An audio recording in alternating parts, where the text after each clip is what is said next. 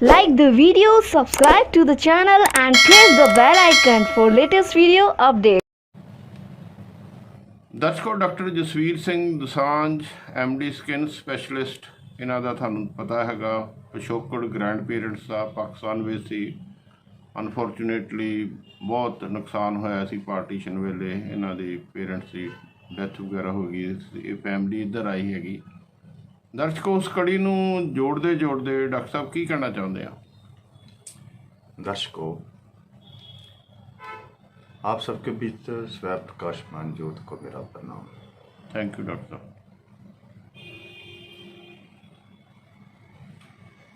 ਆਪਾਂ ਪਰਸ ਪਿਛਲੇ ਐਪੀਸੋਡ 'ਚ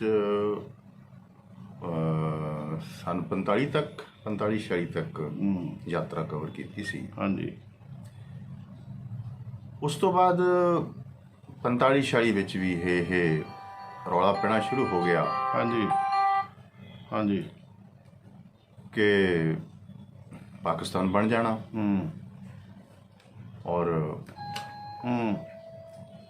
46 ਵਿੱਚ ਤਾਂ ਜਦੋਂ ਪਹਿਲਾਂ ਉੱਧਰ ਸ਼ੁਰੂ ਹੋ ਗਿਆ ਸੀਗਾ, ਹਾਂਜੀ, ਗੁਜਰਾਂਵਾਲਾ ਤੇ ਹੋਰ ਸਿਆਲਕੋਟ ਦੂਸਰੇ ਪਲਾਨ ਵੱਢ ਵਟਾਂਗੇ ਤਾਂ ਉੱਧਰੋਂ ਲੁੱਟਾਂ ਉੱਧਰ ਹੀ ਸ਼ੁਰੂ ਹੋਈਆਂ ਸੀਗੀਆਂ। ਤੋ 46 ਵਿੱਚ ਜਦੋਂ ਇੱਧਰ ਲੋਕ ਆ ਗਏ ਤਾਂ ਉਹਨਾਂ ਨੇ ਆ ਕੇ ਦੱਸਿਆ ਵੀ ਇਸ ਤਰੀਕੇ ਦੇ ਨਾਲ ਗੜਬੜ ਹੋ ਰਹੀ ਹੈਗੀ ਆ। ਤੇ ਬਾਅਦ 'ਚ ਫਿਰ ਕੁਛ ਇੱਧਰ ਵੀ ਸ਼ੁਰੂ ਹੋਇਆ।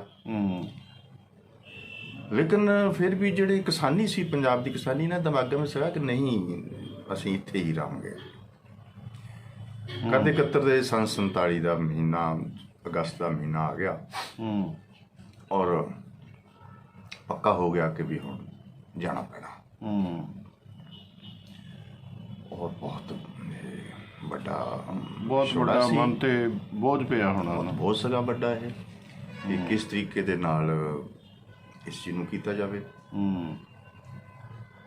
ਮੇਰੇ ਦਾਦਾ ਜੀ ਦਾ ਨਾਮ ਸਰਦਾਰ ਰਤਨ ਸਿੰਘ ਸੀ ਔਰ ਉਹਨਾਂ ਤੋਂ ਵੱਡਾ ਭਾਈ ਸੀ ਸਰਦਾਰ ਕਰਤਾਰ ਸਿੰਘ।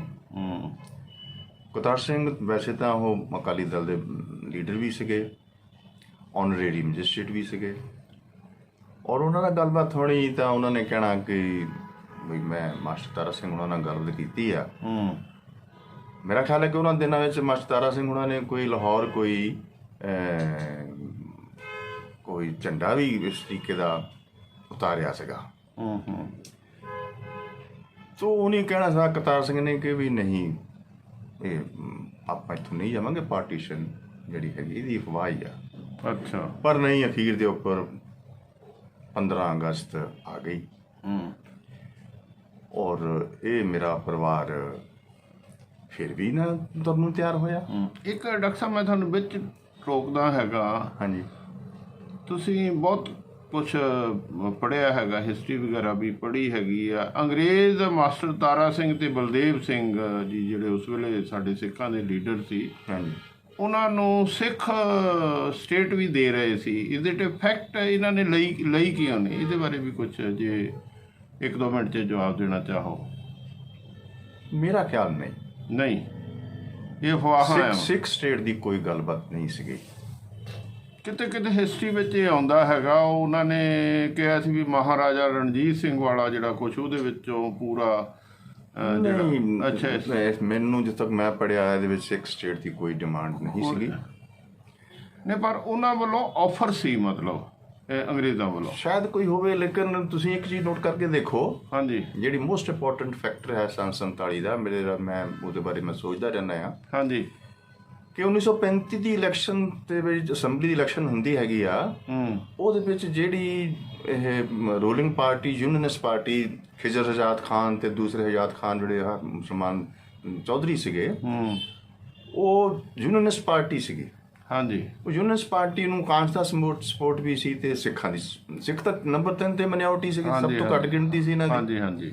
ਉਹ Unionist party was not in the support of creation of this partition. ਅੱਛਾ। ਇਹ ਸਿਰਫ ਯੂਪੀ ਦੇ ਐਂਡ ਸਾਊਥ ਦੇ ਕੁਝ ਮੁਸਲਿਮ ਲੀਗ ਨਾਲ ਸੰਬੰਧਿਤ ਜੋ ਮੁਸਲਿਮ ਜਥੇਬੰਦੀਆਂ ਸੀਗੀਆਂ, ਇਹ ਉੱਥੋਂ ਆਵਾਜ਼ ਉੱਠਦੀ ਸੀਗੀ partition of this sub continent ਦੀ। ਲੇਕਿਨ ਜਿਹੜੀ ਪੰਜਾਬ ਦੀ ਰੂਲਿੰਗ ਪਾਰਟੀ ਸੀ ਯੂਨੀਅਨਿਸਟ ਪਾਰਟੀ, ਉਹਦੀ ਡਿਮਾਂਡ ਹਰਗਿਜ਼ ਨਹੀਂ ਸੀ। ਤੇ ਸਿੱਖ ਤਾਂ ਬਹੁਤ ਹੀ ਬਿਲਕੁਲ ਹੀ ਮਿਨੋਰਟੀ ਵਿੱਚ ਸੀਗੇ। ਪਾਕਿਸਤਾਨ ਦੇ ਜਿਹੜੇ ਕਾਇਦੇ ਆਜ਼ਮ ਬਣੇ ਜਿਹੜੇ ਜਨਾਬ ਸਾਹਿਬ, ਉਹਨਾਂ ਨੇ ਵੀ ਉਹਨਾਂ ਵੱਲੋਂ ਇਨੀਸ਼ੀਏਟਿਵ ਸੀ ਪਾਕਿਸਤਾਨ ਬਣਾਉਣ ਦਾ, ਜਾਂ ਕੁਛ ਉਹਦੇ ਬਾਰੇ ਲਰਨਿੰਗ ਰੈਫਰੈਂਸ 'ਚ?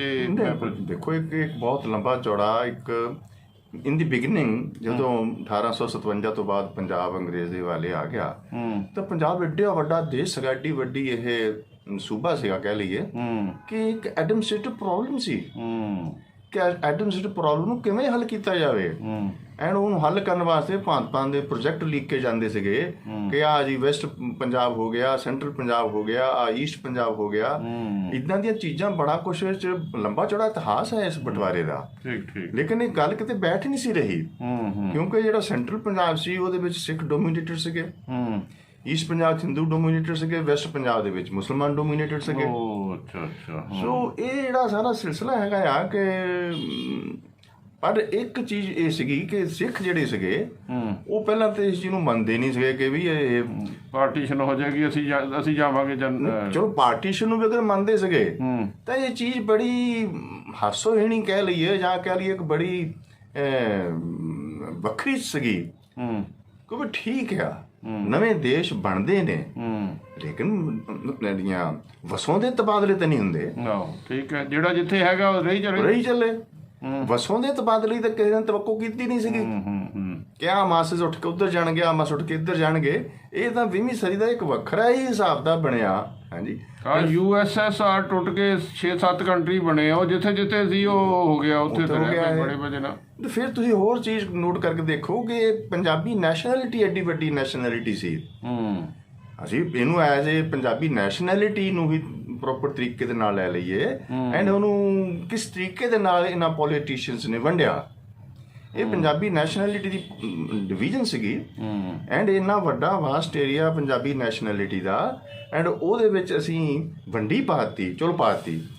ਵਸੋਂ ਦਾ ਤਬਾਦਲਾ ਕਿਉਂ? ਵਸੋਂ ਤਬਾਦਲੇ ਦੀ ਕੀ ਜ਼ਰੂਰਤ ਪੈ ਗਈ? ਮੰਨ ਲਓ ਜੇ ਜਿਹੜੇ ਇੱਧਰ ਮੁਸਲਮਾਨ ਸੀ ਸਾਡੇ ਜਿਹੜੇ ਹੁਣ ਦੇ ਪੰਜਾਬ ਵਿੱਚ, ਜੇ ਇੱਥੇ ਸਾਡੇ ਕੋਲ ਰਹਿੰਦੇ, ਜਿਹੜੇ ਉੱਥੋਂ ਦੇ ਸਿੱਖ ਉੱਥੇ ਰਹੀ ਜਾਂਦੇ, ਸੈਪਰੇਟ ਕੰਟਰੀ ਬਣ ਗਏ ਸੀ, ਮੁੜ ਕੇ ਆਪਣੇ ਤੁਸੀਂ ਰਿਸ਼ਤੇਦਾਰਾਂ ਨੂੰ ਮਿਲ ਜਾਓ, ਉਹ 'ਚ ਕੀ ਫਰਕ ਪੈਣਾ ਸੀ? ਇੱਦਾਂ ਕਿਉਂ ਨਹੀਂ ਮੈਚੁਰ ਹੋਇਆ? ਮਤਲਬ ਇਹ ਜਿਹੜੀ ਬੁਨਿਆਦ ਗਲਤ ਸੀ। ਅੱਛਾ, ਬੁਨਿਆਦ ਗਲਤ ਸੀ। ਬੁਨਿਆਦ ਨੂੰ ਬਣਾਇਆ ਗਿਆ, ਮਜ਼ਹਬ ਨੂੰ ਬਣਾਇਆ ਗਿਆ, ਮਜ਼ਹਬ ਨੂੰ ਡਿਵੀਜ਼ਨ ਦਾ ਆਧਾਰ ਬਣਾਇਆ ਗਿਆ। ਮੈਨੂੰ ਇਹ ਚੀਜ਼ ਸਮਝ ਨਹੀਂ ਆਉਂਦੀ ਕਿ ਮਜ਼ਹਬ ਕਿਵੇਂ ਕੌਮ ਬਣ ਸਕਦੀ ਆ। ਮਜ਼ਹਬ ਦਾ ਆਧਾਰ ਤਾਂ ਇੱਕ ਸਿੰਪਲ ਰਿਲੀਜੀਅਸ ਥਿਓਲੋਜੀ ਹੈ, ਰਿਲੀਜਨ ਬਿਨਿੰਗ ਆ। ਤੁਸੀਂ ਹੁਣ ਸਮਝੋ ਕਿ what's the difference between religion and theology, ਤੇ ਵੀ ਗੱਲ ਸਮਝ ਆ ਜਾਏਗੀ। ਠੀਕ। ਜਦੋਂ ਕਿਹੜੇ ਇਹ ਲੋਕ ਸੀਗੇ, ਲੋਕ ਹਿੰਦੁਸਤਾਨ ਤਾਂ ਜਿਵੇਂ ਤੁਸੀਂ ਦੇਖੋ ਨਾ 1905 ਦੀ ਕਿਤਾਬ ਜਿਹੜੀ ਹੈਗੀ ਆ ਵੀਰ ਸਾਵਰਕਰ ਦੀ, ਉਹ ਕਹਿੰਦੇ ਨੇ ਕਿ first war of independence of India, ਉਹ ਬੇਸ ਬਣਦੀ ਹਿੰਦੁਸਤਾਨ ਦੀ ਆਜ਼ਾਦੀ ਦਾ। ਆ ਕਾਂਗਰਸ ਪਾਰਟੀ ਸਾਰੇ ਲੜੇ, ਹਿੰਦੂ, ਸਿੱਖ, ਮੁਸਲਮ, ਈਸਾਈ, ਜੋ ਵੀ ਹੈ। ਉਹ ਇੱਕ ਐਡੀ ਜ਼ਬਰਦਸਤ ਕਿਤਾਬ ਸੀਗੀ, ਉਹਨੂੰ ਇਹਨਾਂ ਨੇ ਪਬਲਿਸ਼ ਹੋਣ ਤੋਂ ਪਹਿਲਾਂ ਬੈਨ ਕਰਤਾ। ਹਾਂਜੀ। ਐਂਡ ਉਸ ਕਿਤਾਬ ਦੇ ਵਿੱਚੋਂ ਹੀ ਇਹ ਆਜ਼ਾਦੀ ਦੀ ਮੂਵਮੈਂਟ ਨਿਕਲੀ ਆ। ਐਂਡ ਅੰਗਰੇਜ਼ ਨੇ ਉਸ ਨੂੰ ਦੱਬਣ ਵਾਸਤੇ, ਖਤਮ ਕਰਨ ਵਾਸਤੇ ਕਾਂਗਰਸ ਪਾਰਟੀ ਐਂਡ ਮਾਰਕਸਿਜ਼ਮ ਦਾ ਬੋਲਬਾਲਾ ਇਸ ਹਿੰਦੁਸਤਾਨ ਦੇ ਵਿੱਚ ਸਪਰੈਡ ਕੀਤਾ ਹੈਗਾ। ਚਲੋ ਉਹ ਇੱਕ ਵੱਖਰਾ ਟੌਪਿਕ ਹੈ। ਚਲੋ ਖੈਰ, ਲੇਕਿਨ ਪੰਜਾਬੀ ਨੈਸ਼ਨੈਲਿਟੀ ਨੂੰ ਤਾਂ ਕਦੇ ਪੰਜਾਬੀ ਨੈਸ਼ਨੈਲਿਟੀ ਲਿਆ ਹੀ ਨਹੀਂਗਾ, ਕਿਉਂਕਿ ਮਜ਼ਹਬਾਂ ਦਾ ਇਤਨਾ ਬੋਲਬਾਲਾ ਹੋ ਗਿਆ ਹੈ ਕਿ ਉਹ ਮਜ਼ਹਬ ਨੂੰ ਤੁਸੀਂ ਇੱਕ ਨੇਸ਼ਨ ਬਣਾ ਕੇ ਤੇ ਡਿਵੀਜ਼ਨ ਕਰਦੇ ਹੋ। ਐਂਡ ਇਹ ਤਾਂ ਬੜੀ ਹਾਸੋਹੀਣੀ ਗੱਲਬਾਤ ਹੈਗੀ ਆ। ਇਹ ਕਿਹੋ ਜਿਹੇ ਕਮਿਊਨਿਸਟ ਸੀਗੇ ਹਿੰਦੁਸਤਾਨ ਦੇ ਜਿਨ੍ਹਾਂ ਨੇ ਇਸ ਪਾਰਟੀਸ਼ਨ ਨੂੰ ਸਪੋਰਟ ਕੀਤਾ। ਉਸ ਵਾਰ CPI ਕੱਲੀ ਸੀਗੀ। ਇਹ ਮੈਨੂੰ ਨਹੀਂ ਸਮਝ ਆ ਰਹੀ ਕਿ ਜਿਹੜੇ ਅਸੀਂ ਕਹਿੰਦੇ ਬੜੇ ਪ੍ਰੋ ਪੀਪਲ ਆ, ਪ੍ਰੋ ਹਤੈਸ਼ੀ ਹੈਗੇ ਆਪਣੇ ਨੇਸ਼ਨ ਦੇ, ਐਂਡ ਇਹਨਾਂ ਨੇ ਇਹਨੂੰ ਸਪੋਰਟ ਕੀਤਾ। ਕਾਂਗਰਸ ਤਾਂ ਚਲੋ ਉਹਨਾਂ ਨੇ 2 ਨੇਸ਼ਨ ਥਿਊਰੀ, ਹੁਣ ਦੇਖੋ ਦੂਜੀ ਵੱਡੀ ਟ੍ਰੈਜਡੀ ਕੀ ਹੋਈ, ਹਿੰਦੂ ਫਿਰ ਚੁੱਪ ਕੀਤਾ ਰਿਹਾ। ਉਹ ਚੁੱਪ ਕਰਦੇ ਰਹੇ। ਜੇ ਤੁਸੀਂ 2 ਨੇਸ਼ਨ ਥਿਊਰੀ ਮੁਤਾਬਕ ਇਹਦੀ ਪਾਰਟੀਸ਼ਨ ਕਰ ਰਹੇ ਹੋ ਤਾਂ ਹਿੰਦੁਸਤਾਨ ਨੂੰ ਹਿੰਦੂ ਰਾਸ਼ਟਰ ਕਹੋ। ਫਿਰ ਇਹਨੂੰ ਮੈਂ ਤਾਂ ਜਦੋਂ ਮੈਂ ਵੱਡਾ ਹੋਇਆ ਐਂ ਦੇਖਿਆ ਕਿ ਪੰਜਾਬ ਦੇ ਵਿੱਚ ਤਾਂ ਮੁਸਲਮਾਨ ਇੰਨੇ ਨਹੀਂ ਹੈਗੇ, ਤੇ ਚਲੋ ਜੋ ਬਾਕੀ ਜੋ ਹਿੰਦੁਸਤਾਨ ਦੇ ਮੁਸਲਮਾਨ ਦੇਖੇ, ਬੜੀ ਹੈਰਾਨੀ ਸੀਗੀ ਕਿ ਵੀ 2 ਪਾਕਿਸਤਾਨ ਬਣਾ ਦਿੱਤੇ। ਪਾਕਿਸਤਾਨ ਮੁਸਲਮਾਨ ਕਿਉਂ ਨਹੀਂ ਗਏ? ਜੇ ਇਹ ਦੋ ਹਿੰਦੁਸਤਾਨ ਨੂੰ ਸੈਕੂਲਰ ਹੀ ਰੱਖਣਾ ਸੀਗਾ ਤੇ ਦੋ ਪਾਕਿਸਤਾਨ ਕਾਲ ਹੀ ਬਣਾ ਦਿੱਤੇ। ਫਿਰ ਉਹ ਪਾਕਿਸਤਾਨ ਬਣਨੇ ਦੀ ਕੀ ਲੋੜ ਸੀ? ਲੋੜ ਸੀ ਉਹਨਾਂ ਨੂੰ, ਇੱਕੋ ਕੰਟਰੀ ਚੱਲੀ ਜਾਂਦਾ, ਰਹਿਣ ਦਿੰਦੇ ਉਹਨਾਂ ਨੂੰ। ਹੈ ਹਾਂ ਬਿਲਕੁਲ ਠੀਕ। ਇੱਕ ਨਾ ਘੱਟੋ ਘੱਟ ਇਹਨਾਂ ਨੇ ਕਰੋੜਾਂ ਦੀ ਤਾਦਾਦ ਦੇ ਵਿੱਚ ਲੋਕਾਂ ਨੂੰ ਡਿਸਪਲੇਸ ਕੀਤਾ, ਟੌਰਚਰ ਕੀਤਾ, ਕਿੰਨੀਆਂ ਮੌਤਾਂ ਹੋਈਆਂ ਹੈ, ਕਿੰਨੀਆਂ ਭੈਣਾਂ ਦੀਆਂ ਧੀਆਂ ਦੀਆਂ ਇੱਜ਼ਤਾਂ ਲੁੱਟੀਆਂ ਗਈਆਂ। ਐਡਾ ਵੱਡੀ ਕੀ ਤੁਸੀਂ ਕਹਿ ਸਕਦੇ ਹੋ tragedy of the 20th sanctuary. ਇੱਕ ਮੈਂ ਥੋੜੀ ਜਿਹੀ ਕਲੈਰੀਫਿਕੇਸ਼ਨ ਹੋਰ ਚਾਹੁੰਦਾ, ਪਿੱਛੇ ਜੇ ਇੱਥੇ ਨਕਵੀ ਸਾਹਿਬ ਆ ਮੁਸਲਿਮ ਨੈਸ਼ਨਲ ਫਰੰਟ ਪੰਜਾਬ ਦੇ ਪ੍ਰਧਾਨ ਆ, ਹਾਂਜੀ, ਉਹ ਕਹਿੰਦੇ, ਮੈਂ ਕਿਹਾ ਕਿੱਦਾਂ? ਤੁਸੀਂ ਕਹਿੰਦੇ ਵੀ ਆਰ ਵੈਰੀ ਹੈਪੀ ਇੱਥੇ ਪੰਜਾਬ ਵਿੱਚ, ਸਾਡੇ ਇੱਥੇ ਆਪਸ ਵਿੱਚ ਸਿੱਖਾਂ ਦੀ, ਈਵਨ ਹਿੰਦੂਆਂ ਦੀ ਤੇ ਮੁਸਲਮਾਨਾਂ ਦੀ ਕੋਆਰਡੀਨੇਸ਼ਨ ਬਹੁਤ ਆ। ਕਹਿੰਦੇ ਅਸੀਂ ਇੱਥੇ ਬਹੁਤ ਪੂਰੀ ਤਰ੍ਹਾਂ ਖੁਸ਼ ਹੈਗਾ, ਸਾਨੂੰ ਮਤਲਬ ਬਿਲਕੁਲ ਕਿਸੇ ਤਰ੍ਹਾਂ ਦੀ ਕੋਈ ਤਕਲੀਫ ਨਹੀਂ। ਉਦੋਂ ਜਿਹੜੇ ਕੁਝ ਸਿੱਖਾਂ ਨੇ ਇਹ ਵੀ ਆਪਟ ਕੀਤਾ ਵੀ ਅਸੀਂ ਨਹੀਂ ਜਾਣਾ, ਜਿਹੜੇ ਇਸ ਵੇਲੇ ਉੱਤੇ ਹੈਗੇ ਨਹੀਂ। ਅੱਛਾ, ਦੇਖੋ ਜਿੱਥੇ ਤੱਕ ਤਾਂ ਅਸੀਂ ਫਰੈਂਕਲੀ ਸਪੀਕਿੰਗ ਆ ਜਿਹੜਾ ਪੰਜਾਬ ਦੇ ਵਿੱਚ ਮੁਸਲਮਾਨ ਤੁਹਾਨੂੰ ਦੇਖਣ ਨੂੰ ਇਸ ਵੇਲੇ ਮਿਲਦਾ ਆ, ਉਹ ਜ਼ਿਆਦਾ ਯੂਪੀ ਦਾ। ਅੱਛਾ, ਉਹ ਯੂਪੀ ਦਾ ਹੈ। ਨਕਵੀ ਸਾਹਿਬ ਵੀ ਯੂਪੀ ਦੇ ਹੀ ਆ। ਨਹੀਂ, ਜਿਹੜੇ ਇਸ ਵੇਲੇ ਸਿੱਖ ਉੱਥੇ ਆ ਪਾਕਿਸਤਾਨ 'ਚ, ਉਹ ਪੁਰਾਣੇ ਆ, ਉਹ ਉਦਾਂ ਸੀਗੀ। ਹਾਂਜੀ, ਕੁਝ ਲੋਕ ਜਿਵੇਂ ਕਿ ਪਸ਼ਾਵਰ ਡਿਸਟ੍ਰਿਕਟ ਸੀਗੀ ਜਾਂ ਫਰੰਟਡ ਏਰੀਆ ਸੀਗਾ। ਅੱਛਾ, ਉਹਨਾਂ ਨੇ ਕਿਹਾ ਪੁਰਾਣੇ ਸਾਡੇ ਕੁਝ ਸਿੱਖ ਉੱਥੇ ਕਨਵਰਟ ਜਦੋਂ ਹੋਏ ਸੀਗੇ ਤੇ ਉਹ ਉੱਥੇ ਹੀ ਰਹਿ ਗਏ। ਉਹ ਕਹਿੰਦੇ ਅਸੀਂ ਨਹੀਂ ਜਾਣਾ ਹੈਗਾ। ਇਹ ਜਿਹੜੀ ਜ਼ਿਆਦਾ ਪ੍ਰੋਬਲਮ ਪੰਜਾਬ ਵਿੱਚ ਹੋਈ ਸੀ, ਪੰਜਾਬ ਵਿੱਚ ਹੋਈ ਸੀਗੀ। ਪੰਜਾਬ ਦੇ ਵਿੱਚ ਵੀ ਜਿਹੜੇ ਅਸੀਂ ਕਈ ਜਿਹੜੇ ਕਿਸਾਨੀ ਸੀ ਪੰਜਾਬ ਦੀ ਪਾਕਿਸਤਾਨ 'ਚ, ਉਹ ਤਾਂ ਇੱਧਰੋਂ ਗਈ ਸੀ। ਉਹਨਾਂ ਨੇ ਕੋਸ਼ਿਸ਼ ਕੀਤੀ ਵੀ ਅਸੀਂ ਵਾਪਸ ਚੱਲ ਜਾਈਏ। ਕੁਝ ਮਾੜੇ ਮੋਟੇ ਜਿੱਦਾਂ ਹੁਣ ਕੋਈ ਚੀਮੇ ਹੈਗੇ ਆ, ਕੁਝ ਬਾਜਵੇ ਹੈਗੇ ਆ, ਤੁਰੇ ਫਿਰਦੇ ਜਰਨੈਲ ਦੂਜੇ ਤੀਜੇ, ਇਹ ਉਦੋਂ ਦੇ ਕਨਵਰਟ ਹੋਏ ਹੋ ਆ। ਸਮਝੇ ਆਪਣੀਆਂ ਜ਼ਮੀਨਾਂ ਬਚਾਉਣ ਦੇ ਮਾਰੇ ਜਾਂ ਆਪਣਾ ਹੋਰ ਸਰ ਕਰਨ ਦੇ ਮਾਰੇ ਇਹ ਕਨਵਰਸ਼ਨ ਵਿੱਚੋਂ ਉਦੋਂ ਫਿਰ ਬਾਅਦ 'ਚ ਕਨਵਰਟ ਹੋ ਗਏ। ਹਾਂ, ਸਮਝੇ। ਲੇਕਿਨ ਜਿਹੜੇ ਉਹ ਪਸ਼ਾਵਰ ਵੱਲ ਦੇ ਨੇ ਜਾਂ ਕੁਝ ਬਲੋਚੀ ਸਿੱਖ ਨੇ ਜਾਂ ਕੁਝ ਹੋਰ ਜਿਹੜੇ ਕਿ ਹਿੰਦੁਸਤਾਨ 'ਚ ਪਹਿਲਾਂ ਸਾਰਾ ਹਿੰਦੁਸਤਾਨ ਹੀ ਸੀ, ਆਹ ਜਿਹੜੇ ਮੈਜੋਰਟੀ ਅਸੀਂ ਇਹ ਦੁਆਬੇ ਤੋਂ ਮਾਝੇ 'ਚ ਜਿਹੜੇ ਗਏ ਸੀਗੇ ਸਿੱਖ, ਤੇ ਇਹ ਤਕਰੀਬਨ ਸਾਰੇ ਵਾਪਸ ਆ ਗਏ ਸੀਗੇ। ਅੱਛਾ, ਹੁਣ ਅਸੀਂ ਓਰੀਜਨਲ ਟੌਪਿਕ ਕੰਟੀਨਿਊ ਕਰਦੇ ਤੁਸੀਂ। ਹਾਂਜੀ, ਉਹ ਜੀ ਕਰਦੇ 71 ਦੇ 5 ਭਾਦੋਂ ਆ ਗਈ। 5 ਭਾਦੋਂ ਬਣਦੀ ਹੈਗੀ ਆ 20 ਜਾਂ 21 ਅਗਸਤ 1947 ਨੂੰ। ਤੋ ਭਾਰੀ ਮਨ ਦੇ ਨਾਲ, ਉਦਾਸ ਮਨ ਦੇ ਨਾਲ ਗੱਡੇ ਬੀੜੇ ਗਏ। ਜੋ ਸ਼ਾਨਦਾਰ ਤੋਂ ਸ਼ਾਨਦਾਰ ਜੋਗਾਂ ਸੀਗੀਆਂ ਬਲਦਾਂ ਦੀਆਂ, ਉਹ ਲਾਈਆਂ ਗਈਆਂ। ਜੋ ਕੁਝ ਵੀ ਕੀਮਤੀ ਸਮਾਨ ਸੀ, ਰਾਸ਼ਨ ਪਾਣੀ ਸੀ, ਗੱਡਿਆਂ ਤੇ ਲੱਦਿਆ ਗਿਆ। ਔਰ ਇਹ ਕਾਫਲੇ ਦੇ ਰੂਪ ਵਿੱਚ ਚੱਲ ਪਿਆ। ਕਾਫਲੇ ਦੇ ਰੂਪ ਦੇ ਵਿੱਚ ਜਦੋਂ with a great burden on the mind, ਉਦਾਸ and frustrated, ਪਤਾ ਨਹੀਂ ਰਸਤੇ 'ਚ ਕੀ ਹੋਏਗਾ, ਤੋ ਚੱਲ ਪਏ। ਇੱਕ ਰੂਟ ਸੀ ਜਿਹੜਾ ਕਿ ਇਸ ਕਾਰਵਾਂ ਦਾ, ਇਸ ਕਾਫਲੇ ਦਾ। ਇਸ ਰੂਟ ਦੇ ਵਿੱਚ ਪਹਿਲਾ ਬੈਠਾ ਕਸਬਾ ਆਉਂਦਾ ਹੈਗਾ ਆ ਇਕਬਾਲ ਨਗਰ। ਅੱਛਾ ਜੀ। ਫਿਰ ਸੀ ਕਸੋਵਾਲ। ਅੱਛਾ ਜੀ। ਅਖੀਰ ਤੇ ਨਹੀਂ ਪਹੁੰਚਣਾ ਸੀਗਾ ਮੀਆਂ ਚੰਨੂ। ਅੱਛਾ ਜੀ। ਮੀਆਂ ਚੰਨੂ ਇੱਕ ਆਰਮੀ ਦਾ ਕੈਂਪ ਸੀ। ਅੱਛਾ, ਫਿਰ ਆਰਮੀ ਨੇ ਸਕਾਟ ਕਰਕੇ ਲੈ ਕੇ ਇਹ ਆਰਮੀ ਨੇ ਸਕਾਟ ਕਰਕੇ ਇਹ ਮੀਆਂ ਚੰਨੂ ਤੋਂ ਇਹ ਗੱਡੀ ਝਾੜਨੇ ਸੀਗੇ। ਅੱਛਾ, ਉਹ ਫਿਰ ਆਪਾਂ ਅੱਗੇ ਚੱਲਦੇ ਹਾਂ। ਹਾਂਜੀ ਹਾਂਜੀ। ਪਹਿਲਾਂ ਤਾਂ ਆਪਾਂ ਇਹ ਚੱਲੀਏ ਕਿ ਕਾਫਲਾ ਚੱਲ ਪਿਆ ਤੇ ਮੈਂ ਉਸ ਵਕਤ ਮਾਂ ਦੇ ਘਰ ਵਿੱਚ ਸੀ। ਜੀ ਜੀ। ਮੈਂ ਥੋੜਾ ਜਿਹਾ ਅੱਗੇ ਜਾ ਕੇ ਹੋਰ ਵੀ ਕਰਾਂਗਾ, ਲੇਕਿਨ ਇੱਥੇ ਹੀ ਮੈਂ ਦੱਸਣਾ ਚਾਹੁੰਦਾ ਕਿ ਸਾਡੇ ਮਾਡਰਨ ਸਾਈਕੈਟਰੀ ਦੇ ਵਿੱਚ ਇੱਕ ਮੈਂਟਲ ਏਲਮੈਂਟਸ ਦਾ ਟ੍ਰੀਟਮੈਂਟ ਹੈ, ਮਾਡਰਨ ਸਾਈਕੋਲੋਜੀ ਹੈ। ਅੱਛਾ। ਉਹਦੇ ਵਿੱਚ ਇੱਕ ਯੂਰਪ ਦਾ ਇੱਕ 20ਵੀਂ ਸਦੀ ਵਿੱਚ ਨਿਊਰੋ ਸਾਈਕੈਟਰਿਸਟ ਹੋਇਆ, ਜੈਨੋਬ। ਅੱਛਾ। ਜੈਨੋਬ ਆਪਣੇ ਮੈਂਟਲੀ ਸਿੱਕ ਮਰੀਜ਼ਾਂ ਦਾ ਟ੍ਰੀਟਮੈਂਟ ਕਰਦਾ ਹੁੰਦਾ ਸੀਗਾ। ਤਾਂ ਉਹਦੀ ਜਿਹੜੀ ਥੈਰੇਪੀ ਹੁੰਦੀ ਸੀ, ਉਹਨੂੰ ਪ੍ਰਾਈਮਲ ਥੈਰੇਪੀ ਦਾ ਨਾਮ ਦਿੰਦਾ ਸੀ। ਅੱਛਾ ਅੱਛਾ। ਹੁਣ ਪ੍ਰਾਈਮਲ ਥੈਰੇਪੀ ਜੋ ਹੈ ਉਹ ਕਿਆ ਹੈ ਕਿ ਤੁਸੀਂ ਇਸ ਵਕਤ ਜਿੱਥੇ ਹੋ, ਇੱਥੋਂ ਤੁਸੀਂ ਆਪਣੀ ਮੈਮਰੀ ਨੂੰ ਡਿਵਾਈਂਡ ਕਰਨਾ, ਪਿੱਛੇ ਨੂੰ ਜਾਣਾ। ਤੁਸੀਂ 3 4 5 ਸਾਲ ਦੀ ਉਮਰ ਤੱਕ ਬੱਚਾ ਜਾ ਸਕਦਾ, ਉਹ ਤੋਂ ਪਹਿਲਾਂ ਤਾਂ ਪਤਾ ਨਹੀਂ ਹੁੰਦਾ। ਮੈਂ ਉੱਥੇ ਜਾਵਾਂਗਾ। ਹਾਂਜੀ। ਇਹ ਅਸੀਂ ਆਮ ਐਜ਼ ਅ ਡਾਕਟਰ ਵੀ ਮੈਂ ਕਈਆਂ MBBS ਵਿੱਚ ਹੀ ਪੜ੍ਹਿਆ ਹੋਣਾ ਤੁਸੀਂ ਨਾ? ਹਾਂਜੀ, ਉਹ ਬਾਅਦ 'ਚ ਬਹੁਤ ਬੜੀ ਸਟੱਡੀ ਸੀਗੀ। ਹਾਂਜੀ। ਲੇਕਿਨ ਇਹ ਜਿਹੜੀ ਇੱਕ ਆਪਣੀ ਪ੍ਰਾਈਮਲ ਥੈਰੇਪੀ ਹੈ, ਇਹਦੇ ਵਿੱਚੋਂ ਇਹਦੀ ਬੁਨਿਆਦ ਕੀ ਹੈ? ਇਹਦੀ ਬੁਨਿਆਦ ਹੈ ਕਿ ਮੈਂ ਬਹੁਤ ਸਾਰੇ ਆਪਣੇ ਮਰੀਜ਼ਾਂ ਨੂੰ ਕਹਿੰਦਾ ਹੁੰਦਾ ਕਿ ਰਾਤੀ ਸੌਣ ਵੇਲੇ, ਸੌਣ ਤੋਂ ਪਹਿਲਾਂ ਜਦੋਂ ਤੁਸੀਂ ਆਪਣੇ ਬੈੱਡ ਤੇ ਪੈਂਦੇ ਹੋ ਤਾਂ ਉੱਥੋਂ ਆਪਣੇ ਖਿਆਲਾਂ ਨੂੰ, ਆਪਣੀ ਮੈਮਰੀ ਨੂੰ ਬੈਕ ਲੈ ਕੇ ਆਓ, ਐਂਡ ਬੈਕ ਲੈਂਦੇ ਲੈਂਦੇ ਸਵੇਰੇ ਜਦੋਂ ਤੁਸੀਂ ਸੁੱਤੇ ਉੱਠੇ ਸੀਗੇ ਉੱਥੇ ਤੱਕ ਲੈ ਜਾਓ। ਅੱਛਾ ਅੱਛਾ, ਹਾਂਜੀ। ਸੋ ਇਹਦੇ ਨਾਲ ਕੀ ਹੁੰਦਾ ਕਿ ਇੱਕ ਤਾਂ ਤੁਸੀਂ ਤੁਹਾਡੇ ਧੋਤੇ ਜਾਂਦੇ ਹੋ ਸਵੇਰ ਤੋਂ ਲੈ ਕੇ ਸ਼ਾਮ ਤੱਕ, ਜੋ ਵੀ ਤੁਸੀਂ ਗੰਦ ਘੋਰਿਆ ਸੀਗਾ ਗ੍ਰਾਸ ਰੂਟ ਲੈਵਲ ਤੇ ਆ ਜਾਂਦੇ ਆ, ਉਹ ਤੁਹਾਡਾ ਗੰਦ ਧੋਤਾ ਜਾਂਦਾ, ਤੁਸੀਂ ਸਾਫ਼ ਸੁਥਰੇ ਹੋ ਕੇ ਪੈ ਜਾਓਗੇ, ਆਰਾਮ ਦੇ ਨਾਲ ਰਿਲੈਕਸ ਹੋ ਕੇ ਸੌਂ ਜਾਓਗੇ। ਦੂਸਰਾ ਇਹਦੇ ਵਿੱਚ ਹੈ ਕਿ ਬੱਚੇ ਦੀ ਮੈਮਰੀ ਬੜੀ ਸੋਹਣੀ ਬਣ ਜਾਂਦੀ ਹੈ। ਇਸੇ ਹੀ ਮੈਮਰੀ ਨੂੰ ਅਸੀਂ ਪਿੱਛੇ ਲੈ ਚਲੀਏ।